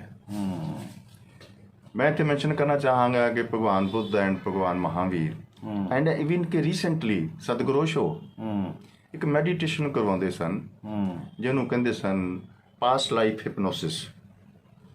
ਅੱਛਾ, ਹੌਲੀ ਹੌਲੀ ਪਾਸਟ ਲਾਈਫ ਤੱਕ ਬੰਦਾ ਪਹੁੰਚ ਸਕਦਾ ਹੈਗਾ। ਉਹ ਪਾਸਟ ਲਾਈਫ ਹਿਪਨੋਸਿਸ ਦੀ ਬੁਨਿਆਦ ਇਹ ਡਿਵਾਈਨਡਿੰਗ ਹੈ। ਜਦੋਂ ਮੈਂ ਆਪਣੇ ਜੀਵਨ ਦੇ ਡਾਟ ਤੋਂ ਸਾਂਝ ਆਪਣੇ ਜੀਵਨ ਦੇ ਕੈਸੇ ਪੜਾਅ ਤੇ ਪਹੁੰਚ ਗਿਆ ਜਿੱਥੇ ਕਿ ਡਿਪਰੈਸ਼ਨ ਨੇ ਬਹੁਤ ਬੁਰੀ ਤਰ੍ਹਾਂ ਘੇਰ ਲਿਆ, ਸਤਿਗੁਰੂ ਓਸ਼ੋ ਨੇ ਆ ਕੇ ਫੜ ਲਿਆ, ਚੁੱਕ ਲਿਆ। ਉਹਨੇ ਫਿਰ ਇੱਕ ਵੱਖਰੀ ਪ੍ਰਕਾਰ ਦੀ ਗਿਆਨ ਦੇ ਵਿੱਚ ਹੀ ਗੁਜ਼ਾਰਿਆ। ਐਂਡ ਉਸ ਸਮੇਂ ਡਾਕਟਰ ਦੋਸਾਂਝ ਨੂੰ ਵੀ ਇਹ ਡਿਵਾਈਨਡਿੰਗ ਐਂਡ ਪਾਸਟ ਲਾਈਫ ਹਿਪਨੋਸਿਸ ਕਰਨ ਦਾ ਮੌਕਾ ਮਿਲਿਆ। ਅੱਛਾ। ਔਰ ਕਰਦਾ ਕਤਰਦਾ ਮੈਨੂੰ ਅਜੇ ਤੱਕ ਆਪਣੀ 1.5 ਸਾਲ ਦੀ ਉਮਰ ਤੱਕ ਘਟਨਾਵਾਂ ਯਾਦ ਆ। ਅੱਛਾ ਅੱਛਾ, 1.5 ਸਾਲ ਤੱਕ? ਹਾਂ, ਜਦੋਂ ਮੈਂ 1.5 ਸਾਲ ਸੂਣ ਪੈਦਾ ਹੋਇਆ ਸੀਗਾ ਤੇ ਉਹਨੂੰ ਮੈਂ ਥੋੜਾ ਜਿਹਾ ਹੋਰ ਵੀ ਪਿੱਛੇ ਲੈ ਜਾਂਦਾ ਸੀਗਾ ਤਾਂ ਬਚਪਨ ਯਾਦ ਆ ਜਾਂਦਾ। ਬਚਪਨ ਜਦੋਂ ਕਿ ਸਾਰਾ ਕੁਝ ਹੋ ਚੁੱਕਾ ਸੀ, ਮੈਂ ਉਹਨੂੰ ਆਪਾਂ ਬਾਅਦ 'ਚ ਉਹਦਾ ਡਿਸਕ੍ਰਾਈਬ ਕਰਾਂਗੇ। ਲੇਕਿਨ ਇੱਥੇ ਮੈਂ ਇਹ ਕਹਿਣਾ ਚਾਹੁੰਦਾ ਕਿ ਇਹ ਜਿਹੜੀ ਪ੍ਰਾਈਮਲ ਥੈਰੇਪੀ ਹੈ ਉਹਦੀ ਪਹਿਲੀ ਚੀਖ ਹੈ ਬੱਚੇ ਦੀ। ਕੁਝ ਡਾਕਟਰਸ, ਕੁਝ ਨਿਊਰੋਸਾਈਕੈਟ੍ਰਿਸਟ ਬੱਚੇ ਦੀ ਉਹ ਪਹਿਲੀ ਚੀਖ ਮਰਵਾਉਂਦੇ ਨੇ ਕਿ ਤੂੰ ਆਪਣੀ ਇਸ ਨੂੰ ਡਿਵਾਈਨ ਕਰਦਾ ਹੋਇਆ ਆਪਣੇ ਉਸ ਜਨਮ ਤੱਕ ਪਹੁੰਚ ਜਾ। ਪਹਿਲੀ ਚੀਖ ਜਦੋਂ ਜਨਮ ਤੋਂ ਬਾਅਦ ਬੱਚਾ ਲੈਂਦਾ ਤਾਂ ਤੇਰੇ ਸਾਰੇ ਰੋਗ ਕੱਟੇ ਜਾਣਗੇ। ਦੈਟ ਇਜ਼ ਦਾ ਪ੍ਰਾਈਮਲ ਸਕਰੀਮਿੰਗ, ਪ੍ਰਾਈਮਲ ਚੀਖ, ਪਹਿਲੀ ਚੀਖ। ਡਾਕਟਰ ਦੋਸਾਂਝ ਵੀ ਇਸ ਤਜਰਬੇ ਵਿੱਚ ਹੀ ਗੁਜ਼ਰਿਆ। ਨੋ ਡਾਊਟ ਕਿ ਆਪਣੀ ਮਾਂ ਪਾਸੋਂ, ਆਪਣੇ ਰਿਸ਼ਤੇਦਾਰਾਂ ਪਾਸੋਂ ਸਾਰੀਆਂ ਕਹਾਣੀਆਂ ਸੁਣੀਆਂ ਸੀਗੀਆਂ ਜੀ, ਲੇਕਿਨ ਉਹਨਾਂ ਦੀ ਜਿਹੜੀ ਰੀਅਲਾਈਜੇਸ਼ਨ ਹੈ, ਉਹਨਾਂ ਨੂੰ ਆਤਮਸਾਤ ਦੇ ਪੱਧਰ ਤੱਕ ਲਿਜਾਣਾ, ਉਹ ਉਸ ਡਿਵਾਈਨਡਿੰਗ ਜਾਂ ਪਾਸਟ ਲਾਈਫ ਹਿਪਨੋਸਿਸ ਵਿੱਚ ਵੀ ਉਹਦਾ ਇੱਕ ਆਪਣਾ ਯੋਗਦਾਨ ਹੈ। ਸੋ ਇਸ ਲਈ ਜਦੋਂ ਮੈਂ ਕਿਤਾਬ ਲਿਖੀ ਸੀਗੀ 'ਇੱਤੀ ਮਾਰ ਪਈ' ਤੋ ਜਿਨ੍ਹਾਂ ਲੋਕਾਂ ਨੇ ਵੀ, ਚੰਗੇ ਰਾਈਟਰਸ ਨੇ, ਉਹਨਾਂ ਦਾ ਚਿੰਤਕਾਂ ਨੇ ਜਾਂ ਐਨਾਲਿਸਿਸ ਉਹਦਾ ਕੀਤਾ, ਤੋ ਉਹ ਮੇਰੀ ਪਹਿਲੀ ਕਿਤਾਬ ਸੀ। ਲੇਕਿਨ ਉਹਦੇ ਵਿੱਚ ਚਲੋ ਬੁੱਧੀ ਤਾਂ ਹੁੰਦੀ ਹੈਗੀ ਆ, ਲੇਕਿਨ ਮਨ ਤੇ ਆਤਮਾ ਵੀ ਉਹਦੇ ਵਿੱਚ ਸੀਗੇ। ਤੋ ਜਦੋਂ ਇਹ ਸਾਡਾ, ਮੈਂ ਤਾਂ ਥੋੜ੍ਹਾ ਜ਼ਿਕਰ ਕੀਤਾ ਕਿ ਮੈਨੂੰ ਇਵੇਂ ਲੱਗਦਾ ਕਿ ਮੈਂ ਮਾਂ ਦੇ ਪੇਟ ਵਿੱਚ ਵੀ ਇਹ ਦੇਖ ਰਿਹਾ ਸੀ ਜੋ ਕੁਛ ਇਹ ਹੋ ਰਿਹਾ ਸੀ। ਕਾਫਲਾ ਚੱਲ ਰਿਹਾ ਸੀ। ਐਂਡ ਉਸ ਵਕਤ ਮੇਰੇ ਜਿਹੜੇ ਵੱਡੀ ਮਾਂ ਤੋਂ ਮੇਰੇ ਸਾਡੇ ਵੱਡੇ ਸਟੈਪ ਬ੍ਰਦਰ ਸੀਗੇ, ਉਹ ਵੀ ਨਾਲ ਹੋਣ, ਸਰਦਾਰ ਸੁਖਦੇਵ ਸਿੰਘ, ਉਹ ਉਦੋਂ 12 ਸਾਲ ਦੇ ਸੀਗੇ। ਅੱਛਾ। ਉਸ ਤੋਂ ਛੋਟੀ ਸਾਡੀ ਵੱਡੀ ਮਾਂ ਤੋਂ ਬੇਟੀ ਸੀਗੀ ਸੁਰਿੰਦਰ ਕੌਰ, ਉਹ ਮੇਰੇ ਖਿਆਲ ਉਦੋਂ ਮੇਰਾ ਖਿਆਲ ਹੈ ਕਿ 6-7 ਸਾਲ ਦੀ ਹੋਣੀ। ਉਹਨਾਂ ਨੂੰ ਤਾਂ ਚੰਗੀ ਤਰ੍ਹਾਂ ਯਾਦ ਹੋਣਾ, ਤੁਹਾਡੇ ਵੱਡੀ ਸਿਸਟਰ ਤੇ ਵੱਡੇ ਬ੍ਰਦਰ ਨੂੰ ਸਭ ਕੁਝ ਯਾਦ ਹੈ, ਪੂਰਾ ਯਾਦ ਹੈ। ਪਰ ਉਸ ਪ੍ਰਕਾਰ ਦੀ ਉਹ ਸੈਂਸਿਟਿਵਿਟੀ ਨਹੀਂ ਹੈ। ਸਮਝੇ। ਤੋ ਮੈਂ ਇਸੇ ਕਰਕੇ ਥੋੜਾ ਜਿਹਾ ਡਿਵਾਈਨਡਿੰਗ ਦਾ ਐਂਡ ਇਹਦਾ ਹਿਪਨੋਸਿਸ ਦਾ ਜ਼ਿਕਰ ਕੀਤਾ ਸੀਗਾ ਕਿ ਜਦੋਂ ਕਿਤੇ ਮੇਰੇ ਪਾਸੋਂ ਗੱਲਾਂ ਸੁਣਦੇ ਨੇ ਜਾਂ ਮੇਰੀ ਕਿਤਾਬ 'ਚੋਂ ਪੜ੍ਹਦੇ ਨੇ, ਉਹ ਖੁਦ ਹੈਰਾਨ ਹੁੰਦੇ ਨੇ ਕਿ ਯਾਰ ਇਹ ਤੂੰ ਕੀ ਲਿਖਿਆ ਹੋਇਆ। ਐਨੀਵੇ ਉਸ ਤੋਂ ਵੀ ਛੋਟਾ ਇੱਕ ਬ੍ਰਦਰ ਸੀਗਾ ਜਿਹੜਾ ਕਿ ਸਰਦੀਪ ਸਿੰਘ ਸੀਗਾ। ਹਾਂਜੀ। ਤੇ ਉਹ ਉਦੋਂ ਮੇਰਾ ਖਿਆਲ ਹੈ ਕਿ 5 ਸਾਲ ਦਾ ਸੀ। ਉਹ ਅੱਛਾ ਅੱਛਾ। ਉਸ ਤੋਂ ਛੋਟਾ ਮੇਰਾ ਰੀਅਲ ਬ੍ਰਦਰ ਸੀ ਕਰਨਲ ਕੁਲਦੀਪ ਸਿੰਘ। ਉਹ ਉਦੋਂ 2 ਸਾਲ ਦਾ ਸੀਗਾ। ਇੱਕ ਹੋਰ ਬ੍ਰਦਰ ਸੀ ਸਟੈਪ ਬ੍ਰਦਰ ਜਸਵਿੰਦਰ ਸਿੰਘ, ਉਹ ਉਦੋਂ ਸਾਲ ਕੁ ਦਾ ਸੀਗਾ। ਤੇ ਮੈਂ ਉਦੋਂ ਮਾਂ ਦੇ ਗਰਭ ਵਿੱਚ ਸੀਗਾ। ਤੋ ਸੀਨ ਇਹ ਹੈਗਾ ਆ ਕਿ ਜਦੋਂ ਇਹ ਕਾਫਲਾ ਇਕਬਾਲ ਨਗਰ ਪਹੁੰਚਦਾ ਤਾਂ ਮੇਰੇ ਦਾਦਾ ਜੀ ਐਂਡ ਮੇਰੇ ਪਿਤਾ ਜੀ ਐਂਡ ਕਰਤਾਰ ਸਿੰਘ ਦਾ ਲੜਕਾ ਹਰਭਜਨ ਸਿੰਘ, ਇਹ ਤਿੰਨੇ ਘੋੜੀਆਂ ਤੇ ਸੀਗੇ। ਅੱਛਾ, ਇਹ ਨਾਲ ਪੈਰਲਲ ਘੋੜੀਆਂ ਤੇ ਚੱਲਦੇ ਪਏ ਸੀਗੇ। ਤੋ ਇਹਨਾਂ ਤਿੰਨਾਂ ਨੇ ਇਕਬਾਲ ਨਗਰ ਤੱਕ ਜੋ ਕਾਫਲਾ ਆ ਗਿਆ ਤੇ ਪਤਾ ਨਹੀਂ ਆਪਸ 'ਚ ਕੀ ਗੁਫ਼ਤਗੂ ਕੀਤੀ ਔਰ ਇਹ ਉੱਥੋਂ ਵਾਪਸ ਮੁੜ ਗਏ। ਅੱਛਾ, ਇਹਨਾਂ ਨੂੰ ਛੱਡ ਕੇ ਗੱਡੀ ਤੇ ਤੁਹਾਨੂੰ ਵਾਪਸ ਸਾਡਾ ਪੂਰਾ ਕਾਫਲਾ ਚੱਲ ਰਿਹਾ ਸੀਗਾ। ਇਹਨਾਂ ਨੇ ਕਿਹਾ ਇਹ ਸੇਫਲੀ ਪਹੁੰਚ ਜਾਣਗੇ। ਹਾਂ, ਪੂਰਾ ਸਾਡਾ ਜਿੰਨੇ ਵੀ ਦਸਾਂਝ ਕਲਾਂ ਤੋਂ ਅਸੀਂ ਪਰਿਵਾਰ ਗਏ ਸੀਗੇ ਉਸ ਕਾਫਲੇ ਦਾ ਹਿੱਸਾ ਸੀ। ਗੱਡੇ ਚੱਲਦੇ ਪਏ ਸੀਗੇ, ਜੋਤਾਂ ਲੱਗੀਆਂ ਸੀਗੀਆਂ ਬਲਦਾਂ ਦੀਆਂ। ਲੇਕਿਨ ਇਹ ਤਿੰਨੇ ਵਿਅਕਤੀ ਆਪਸ 'ਚ ਕੋਈ ਗੁਫ਼ਤਗੂ ਕਰਦੇ ਰਹੇ। ਇਹਨਾਂ ਨੇ ਗੁਫ਼ਤਗੂ ਕਰਕੇ ਉੱਥੋਂ ਇਕਬਾਲ ਨਗਰ ਤੋਂ ਇਹ ਵਾਪਸ ਮੁੜ ਗਏ। ਐਂਡ ਇਹਨਾਂ ਨੇ ਨਾ ਤਾਂ ਡਾਕਟਰ ਦਸਾਂਝ ਦੀ ਦਾਦੀ ਨਾਲ ਕੋਈ ਗੱਲਬਾਤ ਕੀਤੀ, ਨਾ ਮਾਮਾ ਨਾਲ ਕੋਈ ਗੱਲਬਾਤ ਕੀਤੀ, ਨਾ ਕਿਸੇ ਹੋਰ ਨਾਲ ਕੋਈ ਗੱਲਬਾਤ ਕੀਤੀ। ਕੋਈ ਸੋਚਿਆ ਹੋਣਾ ਵੀ ਚੀਜ਼ ਲੈ ਹੀ ਰਹੀ, ਕੀ ਆ ਜਾਂ ਜੋ ਵੀ ਹੈ। ਹਾਂ, ਇਹੀ ਹੁਣ ਪ੍ਰਜ਼ਿਊਮ ਕੀਤਾ ਜਾਂਦਾ ਕਿ ਕੋਈ, ਕਿਉਂਕਿ ਬਾਕੀ ਸਾਰਾ ਕੁਝ ਆ ਗਿਆ ਸੀਗਾ। ਲੇਕਿਨ ਇੰਨੇ ਸਾਲਾਂ ਦਾ ਜੋ ਵੀ ਪੈਸਾ ਸੋਨਾ ਕਮਾਇਆ ਸੀਗਾ ਉਹ ਉੱਥੇ ਰਹਿ ਗਿਆ ਉਹ ਭੋਰੇ ਵਿੱਚ। ਇਹਨਾਂ ਨੇ ਸੋਚਿਆ ਹੋਣਾ ਵੀ ਚਲੋ ਉੱਥੋਂ ਭੋਰੇ ਚੋਂ ਲਾਈਏ ਵੈਸੇ। ਔਰ ਫਿਰ ਅਨਫਚ ਭਾਣਾ ਵੀ ਫਿਰ ਉਸੇ ਹਵੇਲੀ ਵਿੱਚ ਇਹਨਾਂ ਦੀ ਵਾਪਸੀ ਤੇ ਫਿਰ ਸੋ ਹੁਣ ਅੱਖਾਂ ਸਾਰਿਆਂ ਦੀਆਂ ਟਿਕੀਆਂ ਕਿ ਵੀ ਹੁਣ ਆਏ, ਹੁਣ ਘੋੜੀਆਂ ਵਾਲੇ ਵਾਪਸ ਆਏ, ਉਹ ਕਰਦੇ ਕਰਦੇ ਜੀ ਆਪਣਾ ਕਸੋਵਾਲ ਵੀ ਟੱਪ ਗਏ ਕੱਚਾ ਕਾਫਲਾ। ਕਸੋਵਾਲ ਤੋਂ ਬਾਅਦ ਆ ਗਿਆ ਮੀਆਂ ਚੰਨੂ। ਡਾਕਟਰ ਸਾਹਿਬ ਦੇ ਪਰਿਵਾਰ ਦੀਆਂ ਅੱਖਾਂ ਲੱਗੀਆਂ ਬੈਕ ਤੇ। ਹਾਂਜੀ, ਕਿ ਵੀ ਦਿਨ ਬੀਤ ਗਿਆ, ਉਹ ਆਏ ਨਹੀਂ ਹੈਗੇ, ਰਾਤ ਪੈ ਚੱਲੀ ਆ ਤੇ ਕਹਾਣੀ ਕੀ ਹੋਈ। ਚਿੰਤਾ ਵੀ ਖਾਵੇ ਵਿੱਚ ਹੋਰ ਕਹਿਣ ਕੋਈ ਨਹੀਂ, ਆ ਜਾਣਗੇ। ਮੀਆਂ ਚੰਨੂ ਸੀਗਾ ਆਰਮੀ ਦਾ ਕੈਂਪ। ਹੁਣ ਰਾਹ ਦੇ ਵਿੱਚ ਭਾਦੋਂ ਦਾ ਮਹੀਨਾ ਸੀਗਾ, ਮੀਂਹ ਦੇ ਛਰਾਟੇ ਪੈਂਦੇ ਰਹੇ। ਉਹ ਰਾਸ਼ਨ ਵੀ ਗਿੱਲਾ ਹੋ ਗਿਆ, ਕੱਪੜੇ ਵੀ ਗਿੱਲੇ ਹੋ ਗਏ, ਹੁਮਸ ਵਾਧੂ ਸੀਗਾ। ਲੇਕਿਨ ਮੀਆਂ ਚੰਨੂ ਜਾ ਕੇ ਆਰਮੀ ਨੇ ਇਹਨਾਂ ਦੇ ਉਹ ਗੱਡੇ ਗੁੱਡੇ ਉੱਥੇ ਛਡਾ ਲਏ। ਕਹਿੰਦੇ ਵੀ ਹੁਣ ਤੁਸੀਂ ਗੱਡੇ ਨਹੀਂ ਅੱਗੇ ਲਿਜਾਣੇ, ਇਹ ਜੋ ਵੀ ਗੱਡੇ ਨੇ ਬਲਦ ਨੇ ਜੋ ਵੀ ਰਾਸ਼ਨ ਪਾਣੀ ਹੈ ਇਹਨੂੰ ਤੁਸੀਂ ਹੁਣ ਇੱਥੇ ਛੱਡ ਦਿਓ। ਆਹ ਸਾਹਮਣੇ ਗੱਡੀ ਖੜੀ ਆ, ਇਹਦੇ ਵਿੱਚ ਬੈਠ ਜਾਓ, ਹੁਣ ਇਹ 'ਚ ਬੈਠੋ। ਡਾਕਟਰ ਸਾਹਿਬ ਦਾ ਪਰਿਵਾਰ ਉਸ ਗੱਡੀ 'ਚ ਸਵਾਰ ਹੋ ਗਿਆ ਔਰ ਉਹ ਗੱਡੀ ਪਹੁੰਚੀ ਅਗਲੀ ਸਾਰਾ ਸਮਾਂ ਚੱਲ ਕੇ ਸ਼ਾਮ ਨੂੰ ਪਹੁੰਚੀ ਰਾਏਵਿੰਡ ਸਟੇਸ਼ਨ। ਅੱਛਾ ਜੀ। ਰਾਏਵਿੰਡ ਆ ਨਵਾਜ਼ ਸ਼ਰੀਫ ਦਾ ਘਰ ਆ ਉੱਥੇ। ਅੱਛਾ, ਇਹਦੀ ਉੱਥੇ ਹਵੇਲੀ ਆ, ਇਹਦਾ ਜਿਹੜਾ ਘਰ ਆ ਉਹ ਰਾਏਵਿੰਡ ਆ। ਅਨਫੋਰਚੂਨੇਟਲੀ ਲਾਹੌਰ ਤੋਂ ਸਿਗਨਲ ਨਹੀਂ ਸੀ ਆ ਰਿਹਾ। ਅੱਛਾ, ਅੱਗੇ ਜਾਣੇ ਲਈ ਕਲੀਅਰੈਂਸ ਦਾ ਗੱਡੀ ਅੱਗੇ ਜਾਣ ਦਾ। ਤਾਂ ਸਾਡੀ ਉਹ ਗੱਡੀ ਰਾਏਵਿੰਡ ਸਟੇਸ਼ਨ ਦੇ ਉੱਪਰ 3 ਦਿਨ ਤੇ 3 ਰਾਤਾਂ ਖੜੀ ਰਹੀ। 3 ਦਿਨ ਤੇ 3 ਰਾਤਾਂ। ਹਾਂਜੀ, ਐਂਡ ਉਸ ਵਕਤ ਕੋਈ ਬਿਜਲੀ ਨਹੀਂ ਸੀਗੀ ਐਂਡ ਰੇਲਵੇ ਪਲੇਟਫਾਰਮ ਦੇ ਉੱਪਰ ਕੋਈ ਪਾਣੀ ਨਹੀਂ ਸੀਗਾ। ਤੇ 4-5 ਘੰਟੇ ਦਾ ਔਖਾ ਸੌਖਾ ਟੋਲਰੇਟ ਕਰ ਜਾਂਦਾ ਹੈਗਾ। 3 ਦਿਨ ਉਹ ਫਿਰ ਉੱਥੇ ਉਸ ਖੜੀ ਗੱਡੀ ਦੇ ਵਿੱਚ ਹਾਹਾਕਾਰ ਮਚਿਓ। ਗਰਮੀ ਬੜੀ ਹੁਮਸ ਸੀਗਾ। ਮੈਂ ਮਾਂ ਦੇ ਗਰਭ ਦੇ ਵਿੱਚ ਦੇਖ ਰਿਹਾ ਤਮਾਸ਼ਾ।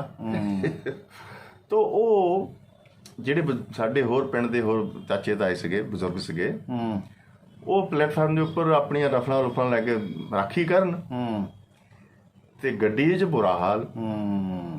ਬਾਹਰ ਨਿਕਲ ਨਹੀਂ ਸਕਦੇ, ਹੁਕਮ ਸੀਗਾ ਸੀ ਬਾਹਰ ਨਹੀਂ ਨਿਕਲਣਾ, ਕਿਉਂਕਿ ਕੁਝ ਗੱਡੀਆਂ ਲਾਹੌਰ ਵੱਲੋਂ ਅੰਮ੍ਰਿਤਸਰ ਵੱਲੋਂ ਉੱਧਰ ਨੂੰ ਆ ਰਹੀਆਂ ਸੀਗੀਆਂ। ਉਸੇ ਸਮੇਂ ਵਿੱਚ ਹੀ ਫਿਰ ਇੱਕ ਗੱਡੀ ਲਾਹੌਰ ਵੱਲੋਂ ਆ ਰਹੀ ਸੀਗੀ, ਜਿਹਦੇ ਵਿੱਚ ਦੱਸਦੇ ਸੀਗੇ ਕਿ ਵੀ ਇਹ ਮੁਸਲਮਾਨਾਂ ਦੀਆਂ ਲਾਸ਼ਾਂ ਨੇ। ਓਹੋ। ਐਂਡ ਉਸ ਗੱਡੀ ਨੂੰ ਪਾਕਿਸਤਾਨ ਆਰਮੀ ਸਕੋਟ ਕਰ ਰਹੀ ਸੀ, ਜਿਹੜੇ ਮੁਸਲਮਾਨ ਕੋਈ ਸੋਲਜਰ ਸੀਗੇ। ਜਿਹੜੀ ਸਾਡੀ ਉਹ ਗੱਡੀ ਰਾਏਵਿੰਡ ਸਟੇਸ਼ਨ ਤੇ ਖੜੀ ਸੀਗੀ, ਕਿਸੇ ਨੂੰ ਉਮੀਦ ਹੀ ਨਹੀਂ ਸੀ ਕੀਤੀ ਕਿ ਗੱਡੀ ਇੱਥੋਂ ਨਿਕਲ ਜਾਏਗੀ। ਉਹ ਗੱਡੀ ਉਸ ਰੇਲਵੇ ਸਟੇਸ਼ਨ ਦੇ ਕੋਲ ਆ ਕੇ ਹੌਲੀ ਹੋ ਗਈ। ਦੁਸ਼ਮਣੀ ਤਾਂ ਇਦਾਂ ਦੀ ਸੀਗੀ ਕਿ ਹਰ ਕੋਈ ਵਿਅਕਤੀ ਨੂੰ ਦੁਸ਼ਮਣੀ ਸਮਝਦਾ ਸੀਗਾ। ਪੰਜਾਬੀ ਨੈਸ਼ਨੈਲਿਟੀ ਦੀ ਯੂਨਿਟੀ, ਪੰਜਾਬੀ ਨੈਸ਼ਨੈਲਿਟੀ ਦਾ ਪਿਆਰ ਪਿਊਰ ਤਾਂ ਖਤਮ ਹੋ ਗਿਆ ਸੀਗਾ। ਇਹਨਾਂ ਪੋਲੀਟੀਸ਼ੀਅਨ ਨੇ ਉਹਨੂੰ ਬੇੜਾ ਗਰਕ ਕਰਤਾ ਸੀਗਾ। ਉਹ ਜਿਹੜੀ ਪਾਕਿਸਤਾਨ ਉਧਰੋਂ ਆ ਰਹੀ ਸੀ ਲਾਹੌਰ ਵੱਲੋਂ ਗੱਡੀ, ਉਹ 'ਚ ਜੋ ਵੀ ਜੋ ਆਰਮੀ ਦੇ ਸੋਲਜਰ ਸੀਗੇ, ਉਹਨਾਂ ਨੇ ਇਹ ਸਾਡੀ ਖੜੀ ਗੱਡੀ ਦੇ ਉੱਪਰ ਫਾਇਰਿੰਗ ਕਰਤੀ। ਓਹੋ। ਉਸ ਫਾਇਰਿੰਗ ਦੇ ਨਾਲ ਕੁਝ ਬੰਦੇ ਤਾਂ ਚਲੋ ਫੱਟੜ ਤਾਂ ਬਥੇਰੇ ਹੋ ਗਏ। ਮੈਂ ਕਿਹਾ ਦੱਸਦੇ ਸੀਗੇ ਵੱਡੇ ਭਾਜੀ ਕਿ 3 ਕੁ ਬੰਦੇ ਮਰ ਗਏ ਸੀਗੇ। ਅੱਛਾ ਅੱਛਾ। ਲੇਕਿਨ ਭਗਦੜ ਬੜੀ ਮਚ ਗਈ ਕਿ ਵੀ ਪੈਨਿਕ ਹੋ ਗਈ ਕਿ ਵੀ ਇਹ ਕੀ ਹੋਇਆ। ਸੋ ਇਸ ਪ੍ਰਕਾਰ ਇੱਕ ਤਾਂ ਇਹ ਹਾਲਾਤ ਦੀ ਸੰਕਟਮਈ ਕੰਡੀਸ਼ਨ, ਦੂਸਰੇ ਮੇਰੇ ਪਰਿਵਾਰ ਦੇ ਸੋਚਣ ਦੇ ਉਹ ਯਾਰ ਉਹ ਆਏ ਨਹੀਂ ਗਏ, ਉਹ ਕਦੋਂ ਆਉਣਗੇ, ਉਹ ਕੁੜੀਆਂ ਵਾਲੇ ਤਾਂ ਵਾਪਸ ਪਰਤੇ ਨਹੀਂ ਗਏ। ਉਹ ਅੰਦਰ ਖਾਤੇ ਅਨਕੰਸ਼ੀਅਸ ਮਾਈਂਡ ਦੇ ਵਿੱਚ ਉਹ ਝੋਰਾ ਲੱਗਾ ਆ ਕਿ ਹਾਲਾਤ ਆ ਇੱਥੇ ਖੜੀ ਗੱਡੀ ਉੱਪਰ ਫਾਇਰਿੰਗ ਹੋ ਗਈ ਤੇ ਉੱਥੇ ਤਾਂ ਇਦਾਂ ਦੇ ਮਾੜੇ ਹਾਲਾਤ ਵਿੱਚ ਉਹ ਕੱਲ੍ਹ ਹੀ ਚਲੇ ਗਏ। ਚਲੋ ਪਰਮਾਤਮਾ ਦੀ ਕਿਰਪਾ ਹੋਈ, ਲਾਹੌਰ ਤੋਂ ਸਿਗਨਲ ਆਇਆ, ਗੱਡੀ ਚੱਲ ਪਈ ਤੇ ਲਾਹੌਰ ਤੋਂ ਬਾਅਦ ਫਿਰ ਇਹ ਗੱਡੀ ਅੰਮ੍ਰਿਤਸਰ ਆਈ। ਤੋ ਆਪਾਂ ਉਹਨੂੰ ਅਗਲੇ ਚੈਪਟਰ ਨੂੰ ਹੋਰ ਲਵਾਂਗੇ ਇਸ ਤਰੀਕੇ ਨਾਲ। ਦੂਸਰੇ ਪਾਸੇ ਸਾਈਮਲਟੇਨੀਅਸਲੀ ਜਿਹੜਾ ਮੇਰਾ ਨਾਨਕਾ ਪਰਿਵਾਰ ਸੀਗਾ, ਉਹ ਇਸ ਨਹਿਰ ਦੀ ਟੇਲ ਐਂਡ ਤੇ ਸੀ, ਚੱਕ ਨੰਬਰ 93 ਤੇ 95 ਦੋ ਚੱਕਾਂ ਦੇ ਸੀਗੇ। ਤੋ ਉਹ ਉਧਰ ਬਹਾਵਲਪੁਰ ਨੇੜੇ ਪੈਂਦਾ ਸੀਗਾ। ਉਹ ਜਦੋਂ ਉਧਰੋਂ ਚੱਲੇ ਉਹ ਫਿਰੋਜ਼ਪੁਰ ਵੱਲ ਦੀ ਆਏ। ਅੱਛਾ, ਉਹ ਫਿਰੋਜ਼ਪੁਰ ਸਾਈਡ ਤੇ। ਹਾਂ, ਉਹ ਮੈਨੂੰ ਹੁਣ ਚੇਤੇ ਭੁੱਲ ਗਿਆ। ਉਹ ਉਦੋਂ ਉਸ ਰੋਡ ਤੇ ਵੀ ਗੱਡੀ ਤਾਂ ਹੁੰਦੀ ਸੀ। ਗੱਡੀ ਹੁੰਦੀ ਸੀ। ਹਾਂਜੀ ਹਾਂਜੀ। ਮੇਰੇ ਮਾਮਾ ਜੀ ਉਦੋਂ ਸੀਗੇ ਹਸੈਨੀ ਵੱਲ ਪਹੁੰਚੇ ਹੋਣੇ। ਹਾਂ, 16 ਸਾਲ ਦੀ ਉਮਰ ਦੇ ਸੀ ਮੇਰੇ ਮਾਮਾ ਸਰਦਾਰ ਪ੍ਰਤਾਪ ਸਿੰਘ, ਹਾਂਜੀ, ਜਿਹੜੇ ਕਿ ਬਾਅਦ ਚੀਫ ਇੰਜੀਨੀਅਰ ਰਿਟਾਇਰ ਹੋਏ। ਹਾਂਜੀ। ਤੇ ਮੇਰੀ ਉਹ ਮਾਸੀ ਵੀ ਦੱਸਦੀ ਹੁੰਦੀ, ਮੈਨੂੰ ਭੁੱਲ ਗਿਆ ਕਿਉਂਕਿ ਬੰਗਲਾ ਸੀਗਾ, ਇਹ ਬੰਗਲੇ 'ਚ ਰਾਤ ਰਹੇ ਸੀਗੇ। ਅੱਛਾ ਅੱਛਾ। ਉੱਧਰੋਂ ਕੋਈ ਬਾਰਡਰ ਦੇ ਉੱਪਰ ਫਿਰੋਜ਼ਪੁਰ ਐਂਡ ਪਾਕਿਸਤਾਨ ਬਾਰਡਰ ਤੇ ਕੋਈ ਬੰਗਲੇ ਰਾਤ ਰਹੇ ਉੱਥੋਂ। ਉੱਥੋਂ ਰਾਤ ਰਹਿ ਗੰਡਾ ਸਿੰਘ ਵਾਲਾ ਆ ਜਗ੍ਹਾ ਦਾ ਨਾਮ, ਉਹ ਜਿਹੜੀ ਪਾਕਿਸਤਾਨ ਵਿੱਚ ਮੇਰੇ ਖਿਆਲ ਨਹੀਂ, ਮੈਨੂੰ ਮੈਂ ਭੁੱਲ ਗਿਆ ਬੰਗਲੇ ਦਾ ਨਾਮ। ਉੱਥੋਂ ਫਿਰ ਇਹ ਗੱਡੀ ਰਾਹੀਂ ਫਿਰੋਜ਼ਪੁਰ ਆਇਆ, ਫਿਰੋਜ਼ਪੁਰ ਤੋਂ ਫਿਰ ਲੁਧਿਆਣੇ ਤੇ ਆਪਾਂ ਰਾਤ ਆ ਕੇ ਰਹੇ ਸੀਗੇ ਗੁਰਾਇਆਂ ਦੇ ਨੇੜੇ ਪਿੰਡ ਆ ਡੱਲੇਵਾਲ। ਉੱਥੇ ਪਹੁੰਚੇ, ਡੱਲੇਵਾਲ ਪਹੁੰਚੇ। ਤੇ ਅਸੀਂ ਵੀ ਜਦੋਂ ਉੱਧਰੋਂ ਆਏ ਸੀਗੇ, ਸਾਡੇ ਭੂਆ ਦਾ ਪਿੰਡ ਸੀਗਾ ਗੁਰਾਇਆਂ ਦੇ ਨੇੜੇ ਹੀ ਘੁੜਕਾ। ਅੱਛਾ, ਹਾਂ, ਤੁਸੀਂ ਵੀ ਉੱਥੇ ਪਹੁੰਚੇ। ਅਸੀਂ ਵੀ ਘੁੜਕੇ ਰਿਸ਼ਤੇਦਾਰਾਂ ਕੋਲ ਹੀ ਆਉਣਾ ਸੀਗਾ। ਤੇ ਅਗਲੀ ਕਹਾਣੀ ਫਿਰ ਉਸ ਤੋਂ ਬਾਅਦ ਆਪਾਂ ਫੇਰ ਲਵਾਂਗੇ। ਲੇਕਿਨ ਇਹ ਹੈਗੀ ਗੱਲਬਾਤ ਜਿਹੜੀ ਮੈਂ ਥੋੜੀ ਜਿਹੀ ਐਕਸਪਲੇਨ ਕਰਨੀ ਚਾਹੁੰਦਾ ਕਿ ਚੀਜ਼ਾਂ ਦੇ ਵਾਪਰਨ ਦਾ ਪਿਛੋਕੜ ਕੀ ਆ। ਹਾਂਜੀ, ਆਪਾਂ ਕਹਾਣੀ ਦਾ ਤਾਂ ਰਸਤਾ ਹੈ, ਹੋਰ ਵੀ ਪੋਲੀਟੀਕਲ ਗੱਲਬਾਤਾਂ 'ਚ ਵੀ ਰਸ ਹੈ, ਲੇਕਿਨ ਇਤਨਾ ਵੱਡਾ ਹੋਲੋਕਾਸਟ ਹੋ ਗਿਆ, ਇੰਨਾ ਵੱਡਾ ਟ੍ਰੈਜਡੀ ਹੋ ਗਈ। ਸਿਮਿਲਰਲੀ ਅਜੇ ਤਾਜੀ ਸੈਕੰਡ ਵਰਲਡ ਵਾਰ ਹੋ ਕੇ ਹਟੀ ਸੀਗੀ, ਉਹਦੇ ਵਿੱਚ ਵੀ ਲੱਖਾਂ ਲੋਕ ਮਾਰੇ ਗਏ, ਬਹੁਤ ਮਾਰੇ ਗਏ। ਫਿਰ ਇਹ ਘੱਲੂਘਾਰਾ ਹੋ ਗਿਆ। ਮੇਰੇ ਦਿਮਾਗ 'ਚ ਇਹ ਵੀ ਆਉਂਦਾ ਕਿ ਜਿਹੜਾ 1984 ਵਿੱਚ ਹੋਇਆ, ਹੁਣ ਉਹ ਵੱਖਰੀ ਗੱਲ ਹੈਗੀ ਆ, ਉਹ ਵੀ ਬਹੁਤ ਟ੍ਰੈਜਿਕ ਸੀਗਾ। ਟ੍ਰੈਜਿਕ ਤਾਂ ਹੁਣ ਦੇਖੋ ਨਾ ਕਿ ਕਹਾਂ ਇੱਕ ਦਿਨ ਬੰਦਾ ਕਿਸਾਨੀ ਅੰਦੋਲਨ ਵਿੱਚ ਇੱਕ ਲੀਡਰ ਆਖ ਰਿਹਾ ਸੀਗਾ ਕਿ ਅਸੀਂ ਇੰਦਰਾ ਨਹੀਂ ਛੱਡੀ, ਅਸੀਂ ਮੋਦੀ ਛੱਡ ਦੇਵਾਂਗੇ। ਉਹ ਉੱਲੂ ਦੇ ਪੱਠਿਓ, ਸੌਰੀ ਮੈਂ ਮੇਰੇ ਮੂੰਹ ਨਿਕਲ ਗਿਆ, ਕੋਈ ਗੱਲ ਨਹੀਂ, ਕਿ ਤੁਹਾਨੂੰ ਉਹਨਾਂ ਨੇ ਦਿੱਲੀ ਦੇ ਵਿੱਚ ਇੰਨਾ ਬੁਰਾ ਹਾਲ ਕੀਤਾ 84 'ਚ, ਤੁਹਾਨੂੰ ਬੋਲਣਾ ਫਿਰ ਵੀ ਨਹੀਂ ਆਇਆ, ਅਕਲ ਫਿਰ ਵੀ ਨਹੀਂ ਆਈ, ਦਿਮਾਗ ਖਰਾਬ ਆ ਜਾਂ ਹੰਕਾਰ ਆ। ਇਤਨਾ ਸਿੱਖ ਕਮਿਊਨਿਟੀ ਨੇ ਛਿੱਤਰ ਖਾਧਾ 84 ਦੇ ਵਿੱਚ, ਅਕਲ ਫਿਰ ਨਹੀਂ ਆਈ। ਇਹਦੇ ਪਿੱਛੇ ਮੈਂ ਤਿੰਨ ਚੀਜ਼ਾਂ ਲਈਆਂ ਕਿ ਇਹ ਜਿਹੜੇ ਘੱਲੂਘਾਰੇ ਇਦਾਂ ਦੇ ਹੁੰਦੇ ਨੇ, ਇਹ ਅਕਾਰਨ ਨਹੀਂ ਹੁੰਦੇ। ਇਹਨਾਂ ਦੇ ਪਿੱਛੇ ਇੱਕ ਅਧਿਆਤਮ ਦਾ, ਇੱਕ ਚੇਤਨਾ ਦਾ, ਇਸ ਕੌਨਸ਼ੀਅਸਨੈਸ ਦਾ, ਉਸ ਹੁਕਮ ਦਾ, ਉਸ ਪਰਮ ਨਿਯਮ ਦਾ ਇੱਕ ਬਹੁਤ ਵੱਡਾ ਸਿਧਾਂਤ ਆ।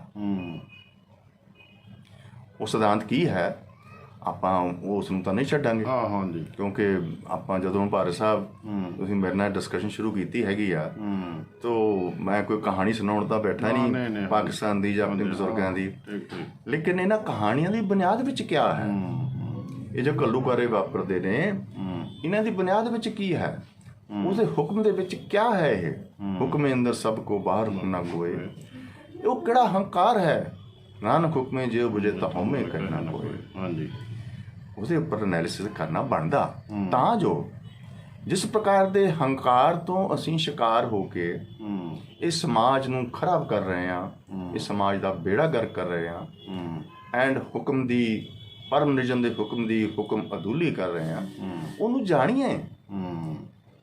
नानक ने एको एक डायग्नोसिस बनाया, दीर्घ रोग दिता, ये हंकार, हमें दीर्घ रोग, ये किस तरीके नाल पैदा हुंदा, की हुंदा, इनू आपां इस स्पिरिचुअल पॉइंट ऑफ व्यू तो अगले एपीसोड में डिस्कस करांगे। डॉक्टर साहब तुसीं बहुत रियली जदों ही मैं इदां दे एपीसोड करदा बहुत मन नूं दुख लगदा हैगा। वाकई बहुत दुखदाई ਇਹੋ इंसीडेंसिस रहे हैगे। ਤੁਸੀਂ ਸਾਡੇ ਨਾਲ ਗੱਲਬਾਤ ਕੀਤੀ, ਬਹੁਤ ਬਹੁਤ ਮਿਹਰਬਾਨੀ, ਧੰਨਵਾਦ, थैंक यू वेरी मच। एक बार फिर आप सबके भीतर स्व प्रकाशमान ज्योत को मेरा प्रणाम। Thank you very much doctor साहब, thank you, thank you, thank you.